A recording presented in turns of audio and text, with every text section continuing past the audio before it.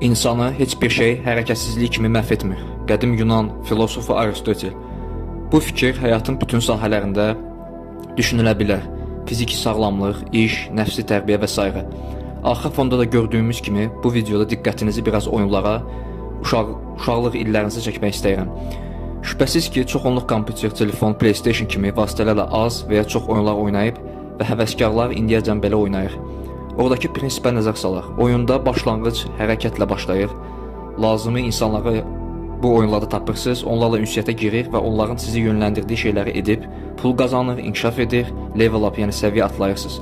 Ancaq heç bir hərəkət etməsəz, təbii ki də bu oyunda bir progresə nail ola bilmirsiniz. Həyatı da asanlaşdırmaq üçün belə düşünə bilərsiniz. Hərəkət plus yeni tanışlıq, plus yeni şans, plus yeni qazanc, plus inkişaf etmək. Yəni hərəkət, kəşf etmək vacib amillərdən biridir. Uğurlar. Və unutmayın, gözləmək öldürür.